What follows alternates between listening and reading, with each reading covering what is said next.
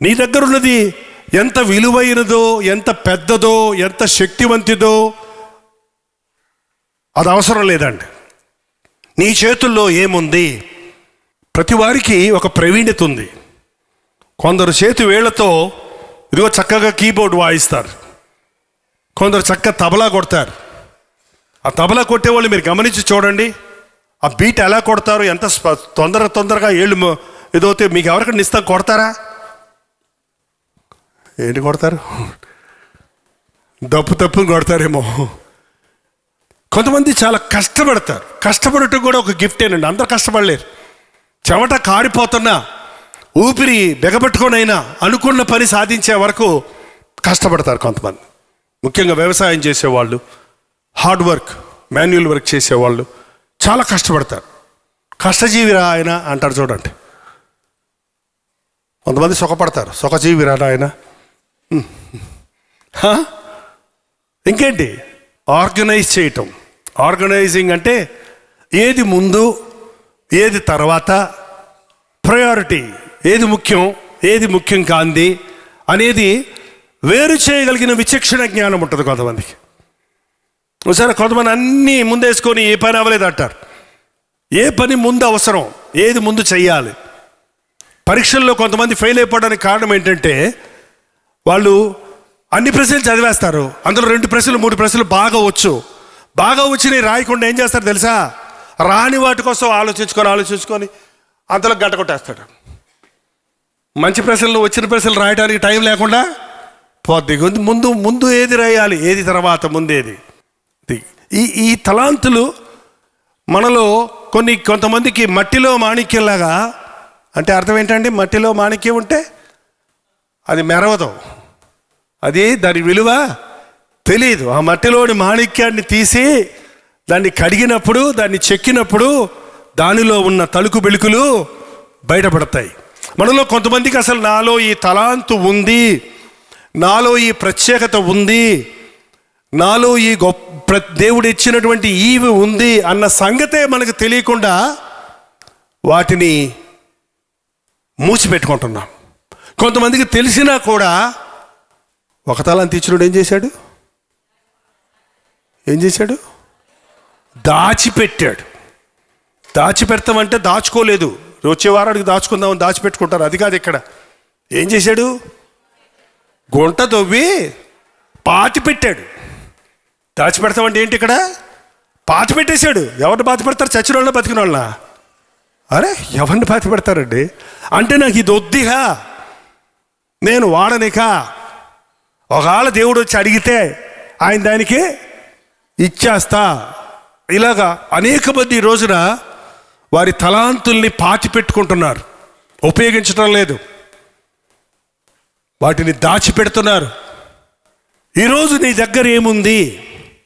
నేను దేవుడి కోసం వాడబడాలి అనే వాడి చేతుల్లో ఖచ్చితంగా బైబిల్ ఉండాలి, ఖచ్చితంగా విశ్వాసం ఉండాలి, ఖచ్చితంగా వారు దేవునికి సమర్పించుకోవాలి. ఆ తర్వాత నేను ఎలా వాడబడాలి, నన్ను ఎలా వాడుకుంటావన్నప్పుడు దేవుడు నీ దగ్గర ఏముంది? 6 మూరల జానెడు ఎత్తున్న గొల్యాతును చంపడానికి దావీదును వాడుకున్నాడు దేవుడు. ఏముంది దావీదు చేతిలో? ఏముంది దావీదు చేతిలో? దావీదు చేతుల్లో ఎప్పుడు 2 ఉండేయండి. ఒకటి 10 తంతుల సితారా, ఇంకొకటి బయటికి వెళ్తే ఒడిసెల. ఏంటండి? చిన్న నున్నటి చిన్న గుండ్రటి రాళ్ళు పెట్టి ఇలా కొడతారు చూడండి. అది 2 కర్రలు ఎట్టుంటాయి, తోలు ఉంటుంది అంతే. చిన్న పిట్టలను కొట్టే ఒడిసెలు ఉంది అంతే. దానిని నేను వాడుకుంటాను. సౌలుకు దెయ్యం పట్టింది, మంత్రాల్లో వస్తున్నారు, జ్ఞానులు వస్తున్నారు, ఏంటేంటో శకునగాండ్రు వచ్చారు, ఏమేమో చేశారు. రాజుగారు కదా, రాజవైద్యులు వచ్చారు, పోవటం లేదు. దావీదు వచ్చాడు సితార పట్టుకొని. సితారతో ప్రభువును స్తుతిస్తున్నప్పుడు దురాత్మలు తను విడిచిపెట్టి వెళ్ళిపోయాయి. దెయ్యాలు వెళ్ళబెడతారు, కేకలు, అరుపులు, గందరగోళాలు చేస్తారు కొంతమంది. ఒక దెయ్యం వెళ్ళగొట్టడానికి దేవుణ్ణి మనస్ఫూర్తిగా నువ్వు స్తుతిస్తే నీ దగ్గరకు దెయ్యం రాదండి.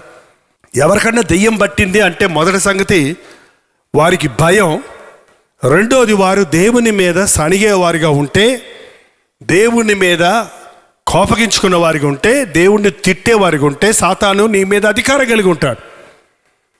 దేవుణ్ణి స్తుతించేవాడిని సాతాను ముట్టలేడు.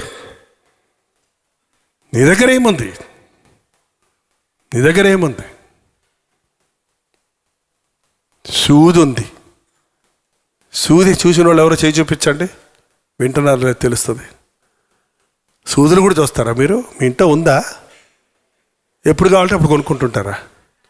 ఎప్పుడప్పుడు కొనుక్కుంటారు, ఎక్కడ పోయిందో తెలియదు, మళ్ళీ కొనుక్కుంటారు, ఎక్కడ పోయిందో తెలియదు, మళ్ళీ కొనుక్కుంటారు కదా. ఉందా? సూది దారం ఉందా అండి? సూది ఒకటి, సిజర్స్ ఒకటి, స్క్రూ డ్రైవర్ ఒకటి ఈ ఇంట్లో ఉంటే ఏదైనా పని వచ్చినప్పుడు టక్కున ఉపయోగపడతాయి. సూత్తో ఒకటి ఏంటండి, ఇవి ఉంటే ఏదన్నా అవుతుంది, పని అవుతుంది. లేకపోతే అవి లేకపోతే చాలా కష్టం. చిన్న పనిముట్లే కానీ అవి ఉపయోగపడతాయి. అలాగే దేవుడు మనల్ని కూడా కొన్నిసార్లు చిన్న పనిముట్లుగా వాడుకుంటాడు. చిన్న పనిముట్లు, చిన్న చిన్న విషయాల్లో వాడుకుంటాడు. ఎవరు బైబిల్లో సూది పెట్టుకున్నామే? దోర్కా, మరొక పేరు తబిత. ఏంటండి, ఆ దోర్కా సూదితో వస్త్రాలు కుట్టేది. దోర్కా చనిపోతే ఆ సంఘంలోని స్త్రీలందరూ వచ్చి ఆమెను గుర్తు చేసుకొని, ఈమె కుట్టించిందే ఈ గౌను, ఈమె కుట్టించిందే మా బిడ్డకి గౌను, ఎంత మంచిదో దోర్కా, అయ్యో ఉపకారి, ఈమె మరణించిందే, పేతుని పిలిపించండి, ఈమెను బతికిస్తాడు అని ఆయన వచ్చే వరకు, ఆమెను బతికించే వరకు ఏడుస్తూ ఉన్నారట. అంత ప్రేమించే, అంతమందిని సంపాదించుకుందామే. సొంత బంధువులు ఉన్నట్టు కనపడలేదు, కానీ సగమంతా ఆమె బంధువుల కంటే ఎక్కువ ప్రేమించారు. ఎలాగో ఆమె దేవుని చేతుల్లో వాడబడిందంటే ఆమె ఉపయోగించిన చిన్న సూది. నేను అనుకుంటాను చర్చికే తీసుకొచ్చుకునేదేమో సూది. ఏంటండి, మీటింగ్ అయిన తర్వాత మనమేమో ఏంటేంటో మాట్లాడుకుంటుంటాం. ఆమె ఎవరు చినిగిపోయిన చీర ఉందా?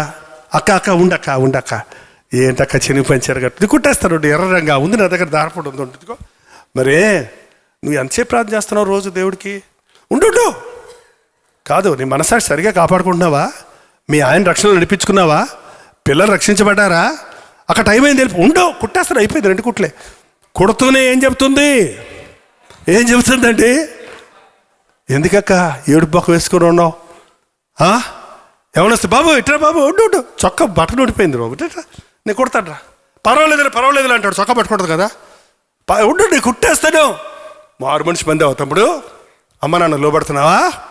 ఏంటండి, కృంగిన వారిని లేవదీసింది, అలసిన వారిని ఊరడించింది, రక్షణలో సువార్తలో ప్రతి విశ్వాసిని బలపరిచింది.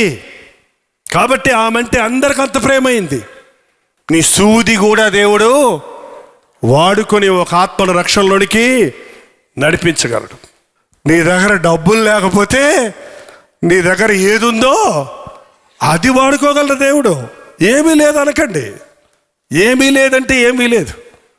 5 రొట్టెలు 2 చేపలు ఆశీర్వదించినప్పుడు మీ దగ్గర ఏముంది? 250 దీనారాలు కావాలని లెక్కలు కట్టారు శిష్యులు. అది కాదయ్యా, మీ దగ్గర ఏముందో చెప్పండి. ఓ చిన్న బాలుడు ముందుకు వచ్చాడు, నా దగ్గర 5 రొట్టెలు 2 చేపలే ఉన్నాయి, తీసుకురా. ఆశీర్వదిస్తే ఏం జరిగిందో మీకు తెలుసు కదా. 12 గంపల మొక్కలు తృప్తిగా తిన్నాక మళ్ళీ ఎత్తారు. నీ దగ్గర ఏముంది? ఆ విధవరాలు పరిగెత్తుకుంటూ వచ్చింది ఎలీషా ప్రవక్త దగ్గరికి, అయ్యా నా యజమాని అప్పులు చేసి చచ్చిపోయాడు, ఇప్పుడు అప్పులు వాడొచ్చి నా కుమారులిద్దరిని తీసుకుపోతానంటున్నాడు, నాకు సహాయం చేయవా? సరేనమ్మా, కానుకల డబ్బులు ఇవ్వకూడదు, సరే ఈ 1,00,000 రూపాయలు తీసుకెళ్ళి ఇచ్చాడా? ఏమన్నాడు ఆయన? నీ దగ్గర నీ ఇంటిలో ఏముంది? ఆ ఇంటిలో ఏముందయ్యా? అప్పులు చేసి మొత్తం వేశాడు. ఇత్తడి సామాన్లు కానీ, స్టీల్ సామాన్లు కానీ, చెంబులు, తపాళ్ళు, కుర్చీలు, బల్లలు అన్నీ పోయినాయి, ఏమి లేవు ఇంట్లో. మట్టి కొండ ఒకటి ఉంది, ఆ కొండలో అడుగున కొంచెం నూనె ఉందితయ్యా, అది తప్ప మా ఇంటిలో ఇక ఏమీ లేదు. సరే, ఆ నూనె నేను వాడుకుంటా, నేను చెప్పినట్టు చెయ్యి.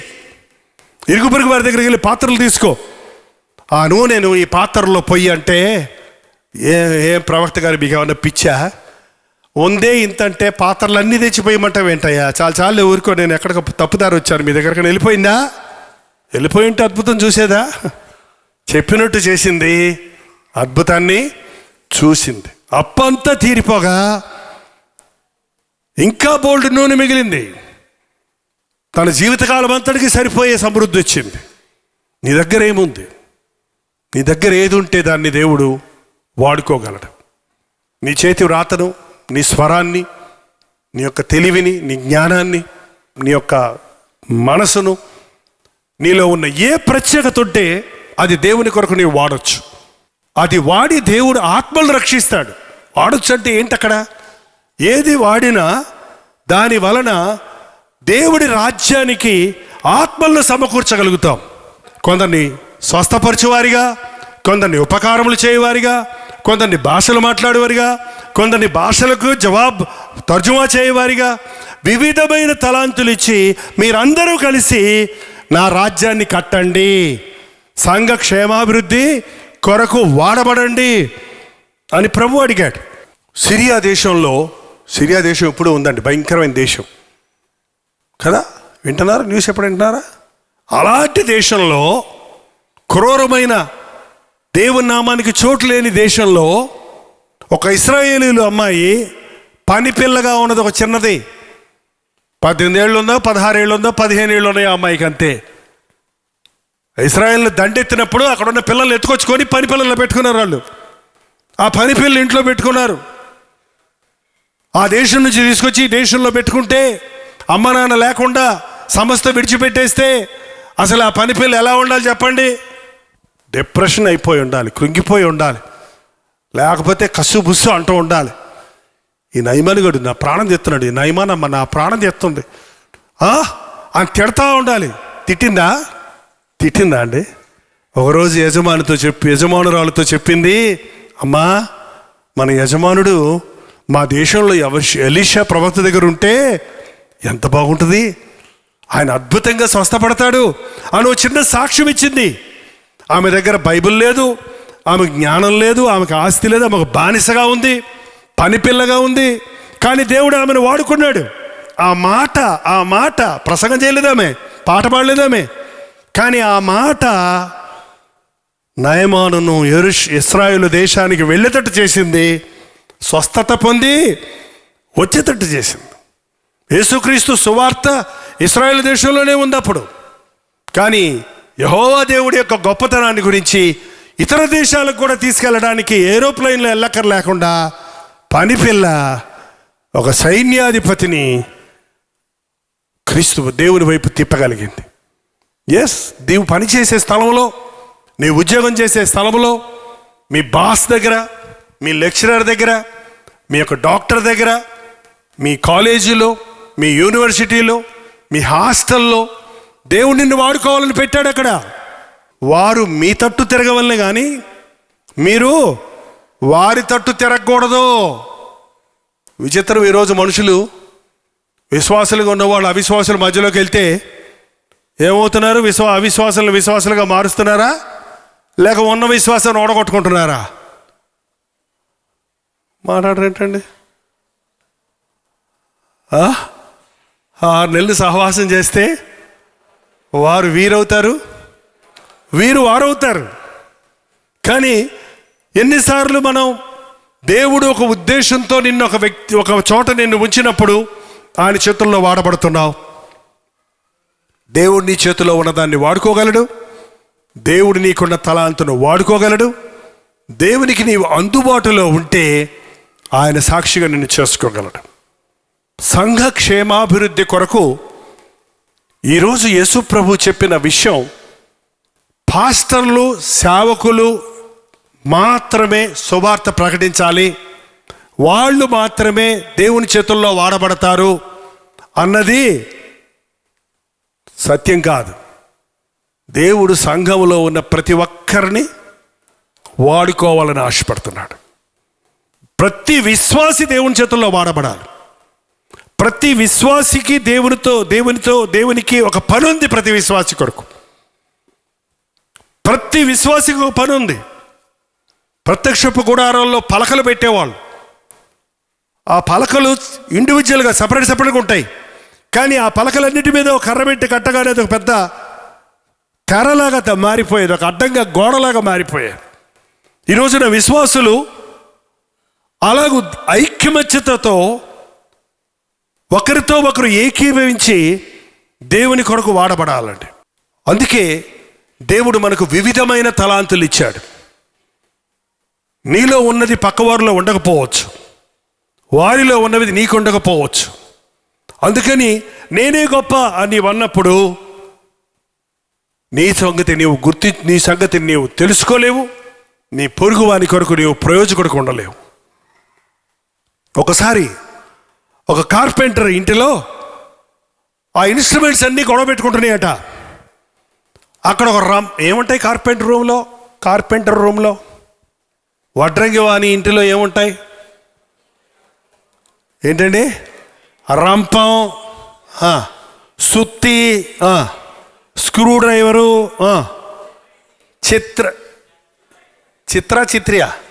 చిత్రి, మట్టం, మూలమట్టం, ఉలి అన్నీ ఉంటాయి కదా. అవన్నీ ఒకరోజు కాన్ఫిడెన్స్ పెట్టుకొని గొడవ పెట్టుకుంటున్నాయంట. నేనే గొప్ప, నేను లేకపోతే అసలు ఏం జరగదు, వడ్రంగి ఏం చేయలేడుగా, నన్ను మాత్రమే వాడుకోవాలి, నేనే గొప్ప అని ఒకటి గొడవ పెట్టుకుంటున్నాయి. ముందు రంపం గారు వచ్చాడట. ఆ ముద్దును నేను బర్రా కొయ్యకపోతే ఆ ముద్దుకు అసలు షేప్ వస్తుందా? అంతలోకి చిత్రి వచ్చింది.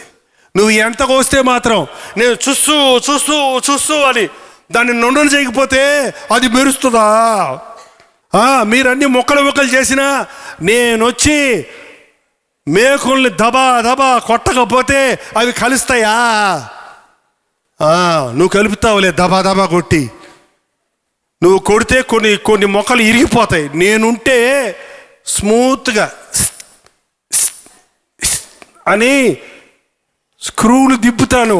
అసలు నేనే ముఖ్యమైనదా, నేను బాగా నైస్గా చేస్తాను, నువ్వంత మోటోడివి. మీరేంటి చేసినా మీరు స్ట్రైట్గా రావాలంటే నేను ఉండాలిగా మట్టం అని ఒకటొకటి ఇంకా అన్నీ దెబ్బలాడుకుంటున్నాయి. నజరేతు నుంచి వడ్రంగి వచ్చాడు. ఎవరా వడ్రంగి? నజరేతు వడ్రంగి మన యేసు ప్రభు. ఏంటి మీరు గొడవ పెట్టుకుంటున్నారు? చూడు, నేను ముఖ్యం కాదట. నేను లేకపోతే ఏం చేస్తారు? నేను కాదా? నేను ఉండొద్దా? నాకు కావద్దా? నేను కదా? రంపం వెళ్ళి కూర్చో, చిత్రి వెళ్ళి కూర్చో, స్క్రూ డ్రైవర్ వెళ్ళి ప్లేస్లో కూర్చో. ఎక్కడ వెళ్ళిపోయి అందరూ మౌనం కూర్చోండి. నేను పిలిచినప్పుడు రండి, నేను చెయ్యమన్న పని చెయ్యండి. అంతేగాని మీ అంతటి మీరు ఎగిరితే ఏది అవదు. మీరు ఎంత ప్రవీణులైనా, మీరు ఎంత అవసరతో ఉన్నా, మీరు నా చేతిలో వాడబడితేనే మీరు ప్రయోజకులు అవుతారు. ఓ మొద్దు తీసుకొచ్చాడు. రంపవరా కొయ్ పో కూర్చో, ఊరా చెక్కు నువ్వే కూర్చో అని మొత్తం తీసుకొచ్చి ఒక అందమైన పుల్పిట్ తయారు చేశాడు. ఏంటండి? ఆయన ఆ ఇన్స్ట్రుమెంట్స్ అన్నిటి వైపు చూసి ఇది ఎవరు చేశారు అని అడిగాడంట. అన్నీ ఆశ్చర్యంగా చూస్తూ అనబోయి మేమే అన్నాయంట. నేనే కాదు, మేము కాదు, నువ్వే. మళ్ళీ దిద్దుకొని ఏమన్నాయంట? మేం కాదు, ఎవరు చేసింది? నువ్వే. నేనేమి చేయలేను, నేను చేయలేను, మేమందరం కలిసి ఏం చేయలేము. మేమందరం కలిసి నీ చేతిలో ఉన్నప్పుడు మేము ఏదైనా, అది సంఘం. పాస్టర్ గారు ఒక్కడే ఏం చేయగలరండి? పాటలు పాడేవాళ్ళు ఒకళ్ళు ఏం చేయగలరు? కీబోర్డ్ వేసేవాడు అక్కడ ఏం చేయగలడు? తబలా ఒకటి కుడితే ఏమవుతుంది? ఇన్ని చేసినా మీరు లేకపోతే ఏమవుతుంది?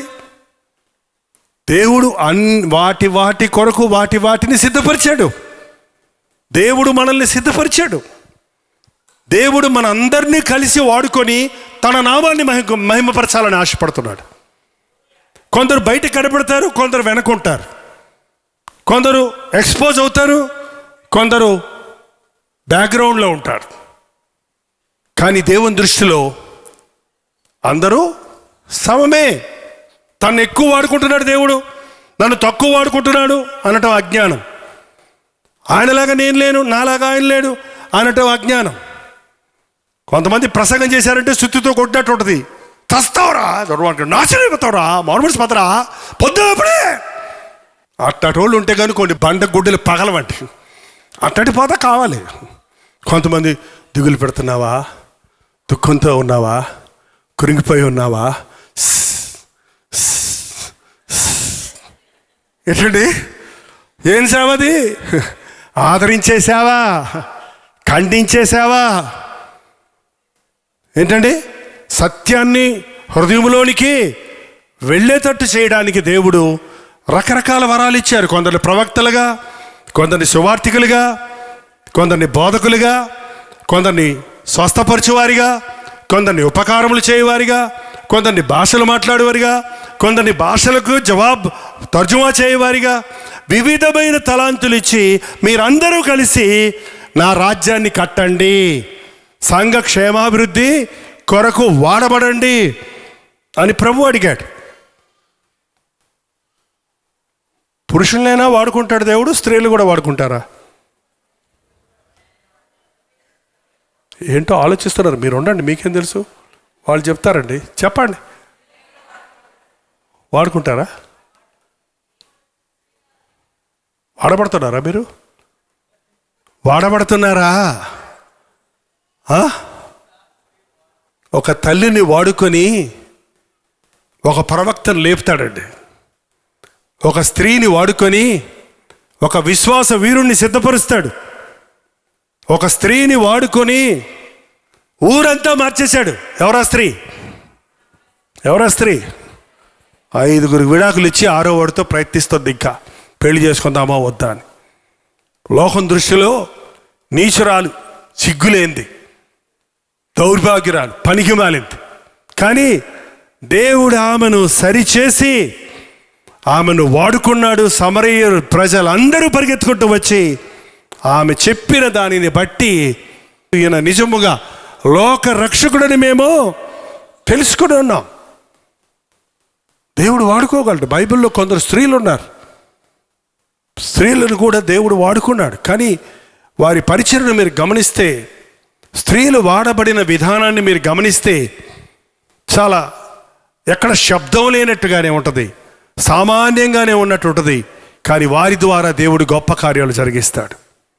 నేను దేవుడి చేతుల్లో వాడబడాలి అనే ఆశ నీకుంటే, ఒక పెద్ద యంత్రాన్ని తీసుకుంటే, ఆ యంత్రంలో ఒక కార్ ఇంజన్ తీసుకుంటే దాంట్లో చాలా ఉంటాయి. ఇంజన్ ఉంటుంది, ఏముంటాయండి, స్క్రూలు ఉంటాయి, బోల్ట్లు ఉంటాయి, చిన్న చిన్న పార్ట్స్ ఉంటాయి, వీల్స్ ఉంటాయి, ఏవో ఉంటాయి. ఇప్పుడు ఆ ఇంజన్ నేను రన్ అవ్వడానికి ఏది గొప్ప అని గొడవ పెట్టుకుంది అనుకో, ఏది గొప్ప? పెద్ద ఇంజనే గొప్ప, లేక దాంట్లో ఉన్న బోల్ట్ అంటే తెలుసా మీకు? బోల్ట్కు స్క్రూకు డిఫరెంట్. స్క్రూ అంటే బిగిస్తారు, బోల్ట్ అంటే ఇటు పెట్టి ఈ చివర ఒక రింగ్ ఉంటుంది, దాన్ని పెట్టి ఏం చేస్తారు? టైట్ చేస్తారు. రింగ్ ఊడిపోయింది అనుకో, బోల్ట్ ఏమవుద్ది?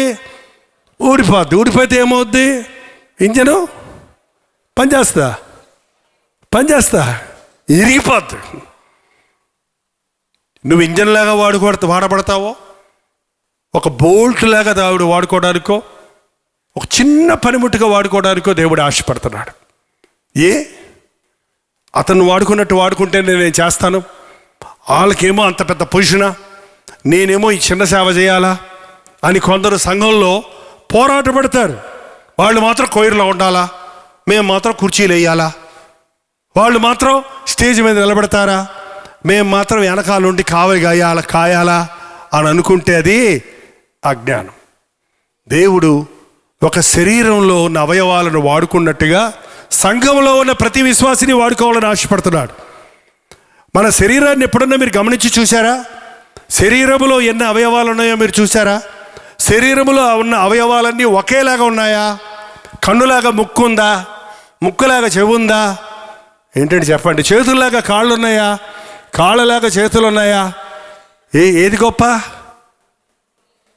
చేతులు నేనే గొప్పనే అనుకో, అప్పుడు 2 కాళ్ళ దగ్గర 2 చేతులు, ముక్కు దగ్గర ఒక చెయ్యి, చెవుల దగ్గర ఇంకో చెయ్యి, కళ్ళ దగ్గర ఒక చేతులు, ఒళ్ళంతా చేతులు ఉన్నాయనుకో, ఏమన్నా పనికొస్తావా? ఎందుకన్నా పనికొస్తాయి ఆ చేతులు? దేవుడు వివిధమైన అవయవాలు ఇచ్చాడు. ఈ అవయవాలన్నీ కలిసి పనిచేస్తే ఆరోగ్యమైన మనిషి ఎన్నో కార్యాలు సాధించగలుగుతున్నాడు. అందుకే దేవుడు మనల్ని కోరుకున్నాడు. రకరకాల కుటుంబాల్లో నుంచి, రకరకాల జాతి భాషల నుండి, రకరకాల మనస్తత్వాల నుండి, రకరకాల పరిస్థితుల నుంచి మనల్ని తీసుకొచ్చి మన బలహీనతల్ని కూడా బలంగా మార్చి ఆయన వాడుకోవాలని ఆశపడుతున్నాడు. నేను దేవుని చేతుల్లో వాడబడాలి అనే ఆశ నీకుంటే చాలు, దేవుడు నిన్ను వాడుకుంటాడు. దేవుడు తన నామం నిమిత్తమై నిన్ను వాడుకోవడానికి ఎల్లప్పుడూ ఆశ కలిగి ఉన్నాడు. లేచిలబడండి, ప్రార్థించుకుందాం. ఒక్కసారి అడగండి, నేను కూడా నీకు ఉపయోగపడతానా? నన్ను కూడా నీవు వాడుకోగలవా? నేను కూడా నీకు కావాలా ప్రభువా? నోరు తెరిచి ఒక చిన్న ప్రార్థన చేయండి ప్రతి ఒక్కరూ. నన్ను కూడా వాడుకో నాయనా, నీ రాజ్యాభివృద్ధి కొరకు నన్ను కూడా ఉపయోగించుకో తండ్రి. నా దగ్గర ఏమీ లేదు, కానీ నా బలహీనతలు బలంగా మార్చే ప్రభు ఉన్నాడు. నా దగ్గర ధనధాన్యాలు లేవు, కానీ నీ జీవం కలిగిన వాక్యాన్ని నా చేత పట్టుకున్నానయ్యా. నీ మహిమను, నీ బలమును ఈ లోకానికి చూపించడానికి నన్ను వాడుకో తండ్రి. నోరు తెరిచి ప్రార్థన చేయండి. 2 చేతులు పైకెత్తి ప్రార్థన చేద్దాం. ప్రార్థన. పరిశుద్ధుడా, ఒక్కసారి నీ బిడ్డలను చూడు నాయన.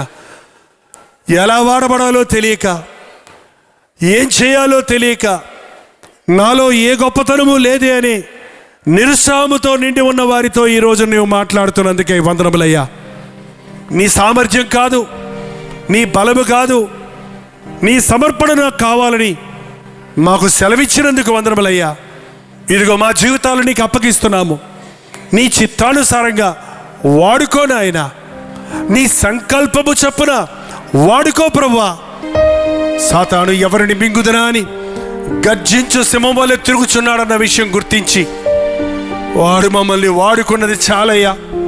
వాడు వాడి మమ్మల్ని వ్యాధుల పాలు చేశాడు, మమ్మల్ని మంచం పాలు చేశాడు, మమ్మల్ని ఖాళీ చేశాడు, మమ్మల్ని రోగిగ్రస్తులుగా చేసి వదిలిపెట్టిపోయాడయ్యా. వాడు క్రూరుడైన సాతాను చేతులకు మమ్మల్ని అప్పగించుకోక మమ్మల్ని స్వస్థపరిచే దేవునికి, మమ్మల్ని బలపరిచే ప్రభువుకి, మమ్మల్ని తీర్చిదిద్ది మహిమకరంగా వాడగలిగిన నీ చేతులకు మమ్మల్ని అప్పగించుకోవడానికి సహాయం చేయము. ఇంతవరకు తోడున్న దేవా, నీ సన్నిధి దయచేయి. వెలుచున్న వారికి నీ సన్నిధిని నడిపించమని యేసుక్రీస్తు నామములో అడుగుచున్నాము తండ్రి. ఆమేన్, ఆమేన్, ఆమేన్.